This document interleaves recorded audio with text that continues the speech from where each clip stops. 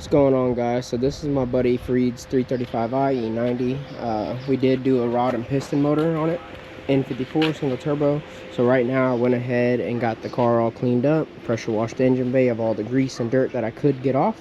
So now I'm going to go ahead and strip off the wiring harnesses and get everything prepped so I can get the front end off, get everything scotch brighted, and lay my base coat and my clear coat. Remove all the wiring harness and all the clips so we can make room to be able to sand everything. So now I went ahead and taking this off.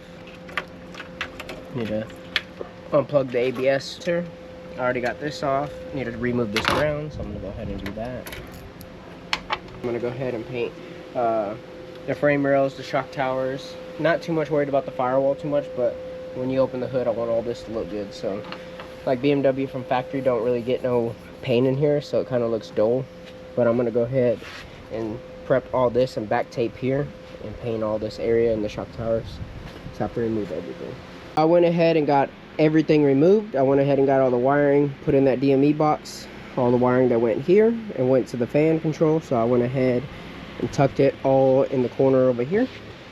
So tomorrow I'm gonna go ahead and buy some plastic, and I forgot I didn't have no liners. I would have went ahead and painted this tonight, but I don't have everything that I'm going to need. So now I'm gonna go ahead and pull all the tape off before the heat gets to it and it gets stuck on this fender and starts breaking off in pieces.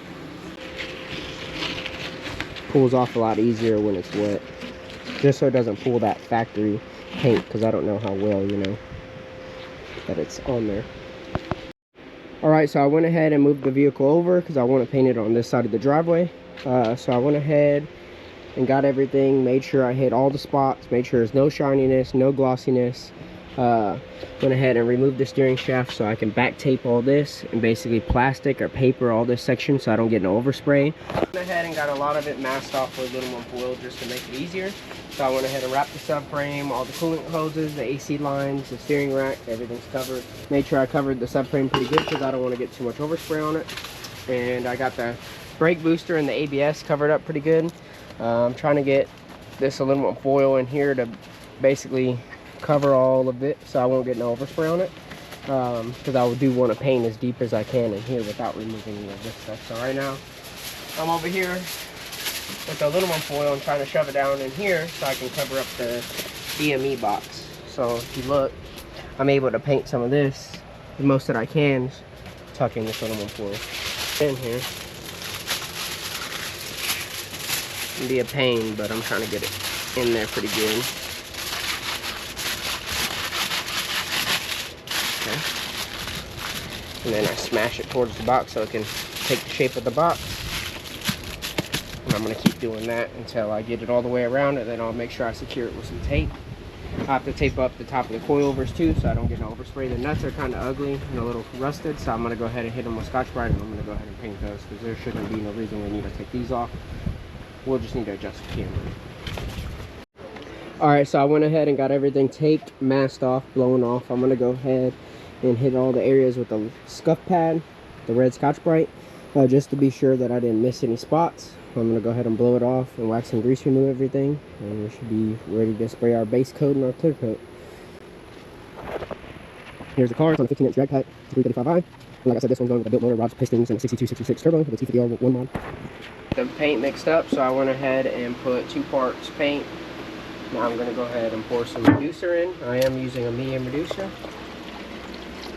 So now that I got it reduced, I'm going to go ahead and mix it up, put it in the liner with the lid, and then we're going to go ahead and get a few coats sprayed, see how everything is laying out.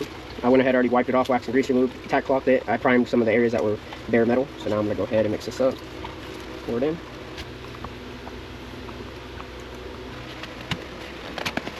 I always kind of double check because this lid sometimes is a pain in the butt to get on. There we go. Tighten it pretty tight.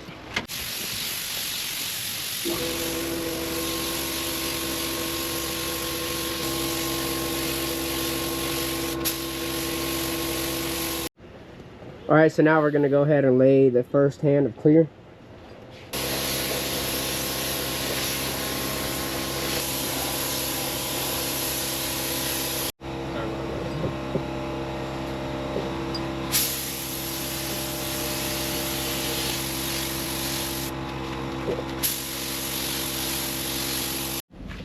All right, so we're gonna go ahead and lay the second coat of clear.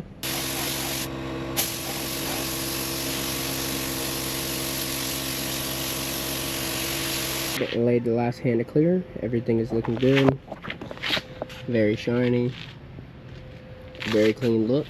So now I'm gonna go ahead and let it dry a little bit, and I'm gonna go ahead and pull the masking tape on the side fender so we don't create a hard line right here on the fender, and also right here along the fender. So we're gonna make sure we don't have no hard line, because if you have hard line, somebody can accidentally rub on it when you're washing it. I can make it get a paint chip, and I don't want that to happen. So I want it to be a smooth transition all the way. So I went ahead and got the whole car on mask just to make sure that the color does match. It does match, and I wanted to make sure I pulled the tape before it dried so there's no hard line. So right now everything's like a smooth transition, and the color does match pretty well for being that the car is, you know, a 2008. It's gonna need some new mirror caps because they're super faded.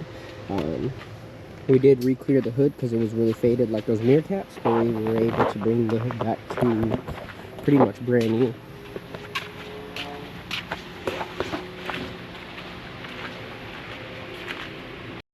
So it's the next day now, and I went ahead and got everything on tape. Everything is looking really nice. So right now I went ahead and pushed the car back so the sun can dry the engine bay up, all the heat and sunlight, but everything is looking really good. I like how everything came out. So I'm gonna go ahead and let it sit in the sun for a little longer. Go ahead and put the hood on, because I did get the hood re-cleared, so it looks really good. Went ahead and got this hood re-cleared also. So now I got to complete this car. This is my E91 station wagon. It's a 6-speed manual. Maybe later in the future I do plan on putting an N54 single turbo. We'll see. So this is the hood for the single turbo 335. It was really sun faded. I went ahead and re-cleared it a few times, and now I got it looking really good. It is a little dirty because it's just been sitting, so I got to go ahead and wash it, put some wax on it. Also, before I put the crown back on, I'm gonna get it all cleaned up and probably put some fresh black paint on it, just so the engine bay looks all fresh. And this is the built-in 54 that we will be putting in it. It's a 6266 with the T51 mod and also 1.0 AR. Alright guys, so here it is with the engine bay completely painted, finished, all the wiring is back on. So now I went ahead and set the motor and transmission in. I went ahead and we ordered all new PTFE fuel line because the old upgraded fuel line that was on here, right here, was actually really cracked and dry rotted, so I didn't want to take no chances with fuel or anything happening, as this car has been down for a very long time. It had an engine failure and the customer wanted to part it out, and I told him, hey, don't worry about it, just leave it here, figure out exactly what you want to do with it. And a few years later he was like, hey, you know, I want to finish this build. So we went ahead and got it back to almost running and driving. We just had to order a few parts. Like I said, we had to do the fuel line. We ordered a brand new oil cooler because I didn't want to take no chances, especially with the fresh engine and the old oil cooler. I didn't want any contamination to get into the new motor and mess up the bearings or anything like that. So I went ahead and painted the corral also, got it on. So now I just got to complete. We put a new AC line on also. I forgot about that. Before, the downpipe was touching his AC line, which caused it to burst. So he said, hey, I want air conditioning. So we went ahead and had to order a brand new line.